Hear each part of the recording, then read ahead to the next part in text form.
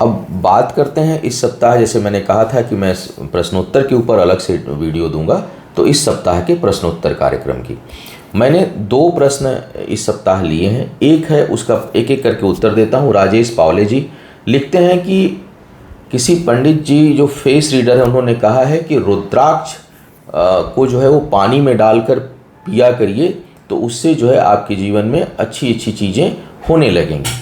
देखिए, जो हम किसी जड़ी बूटी, अब रुद्राक्ष भी जो है वो वृक्ष है, पेड़ है, और उसको अगर प्रयोग करेंगे तो वो उसकी जो प्रयोग की विधियां हैं, किसी भी आप वनस्पति का प्रयोग करते हैं, खान पान का प्रयोग करते हैं अपने जीवन को बेहतर करने के लिए, तो उसकी जो अच्छी जानकारी होगी वो किसी आयुर्वेद के विशेषज्ञ को होगी। तो अगर जिन्होंने आपको बताया है उनको आयुर्वेद का भी बहुत अच्छा ज्ञान हो, तब आप उसका प्रयोग करें। अन्यथा हर फायदे, चूँकि खाने पीने जब हम इंटेक, वैसे रुद्राक्ष का सामान्य जो वो है प्रभाव है वो अच्छा ही होता है, बुरा नहीं होता। लेकिन अगर आप उसके पानी को रेगुलर पी रहे हैं तो किन किन जगहों पर फ़ायदा करेगा या नहीं करेगा, मुझे लगता है कि किसी आयुर्वेद के विशेषज्ञ से आप उसकी सलाह लें तो ज़्यादा बेहतर होगा। आजकल हम ज्योतिषी लोग हर विषय में हस्तक्षेप कर रहे हैं, वो ठीक नहीं है। हमें अपनी सीमा में रहना चाहिए। तो अगर जिन्होंने आपको सुझाव दिया है वो आयुर्वेद के भी बहुत अच्छे विशेषज्ञ हैं, तब आप उनकी बातों का पालन करिए। अन्यथा आपको लेना है तो क्यों लेना है, उससे क्या लाभ होगा, वो आप किसी आयुर्वेद के विशेषज्ञ से पूछें। दूसरा प्रश्न मैं ले रहा हूँ इस सप्ताह में सुभी कपूर जी का। सुभी कपूर जी का प्रश्न बड़ा जो है वो कॉमन है, और ये बड़ी कॉमन समस्या उत्पन्न होती है और लोग ध्यान नहीं देते कि व्रत हम 4 बार से कर रहे हैं, और थर्सडे को, बृहस्पतिवार को, अब बृहस्पतिवार के व्रत में जो सामान्य प्रश्न है वो मीठा खाने की है कि मीठी चीज़ें खानी चाहिए, और नमक के बिना मुझे दिक्कत हो रही है, तो क्या मैं नमक खाऊं या नहीं खाऊं, क्योंकि मुझे उसको लेकर के कठिनाई हो रही है। अब व्रत का कॉन्सेप्ट ही क्लियर नहीं है लोगों को।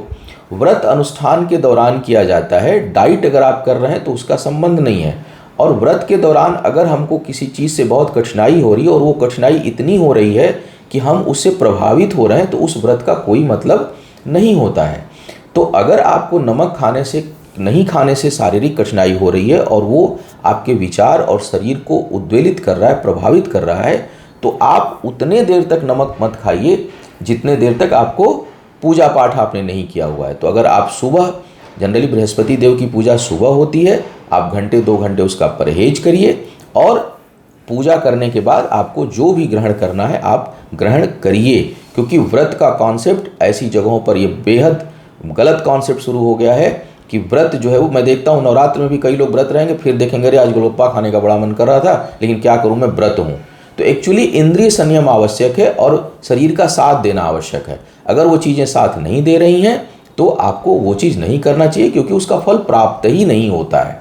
धार्मिक दृष्टिकोण से उसका फल ही प्राप्त नहीं होता है। तो सुभी जी, अगर आपको कठिनाई हो रही है तो मैं निश्चय कहूँगा कि 4 बार आप कर चुके हैं, 1 बार और करके उसका उद्यापन करें, और सिर्फ उतने देर तक आप व्रत या कोई परहेज करें जितने देर तक आपने बृहस्पति देव की या भगवान विष्णु की, जो भी आपका निमित्त है। अन्यथा सुबह उठिए, मौन रहिए, झूठ सच से दूर रहिए, कम बोलिए, पूजा करिए, उठ करके पहला काम उनको भोग लगाइए, मीठे का भोग लगाइए, उसको प्रसाद ग्रहण। उसके बाद दिन में आप, मेरी समझ से नॉनवेज छोड़ के जो खाना चाहते हैं आपको खाना चाहिए। अगर वो नहीं कर रहे हैं और इच्छा हो रही है, शरीर में दुर्बलता आ रही है, आपको कुछ कठिनाई हो रही है, उस व्रत का कोई लाभ नहीं है। तो इस सप्ताह 2 प्रश्न मैंने लिया। आपके मन में भी कोई प्रश्न हो तो मुझे लिख भेजिए। ओम नमः शिवाय।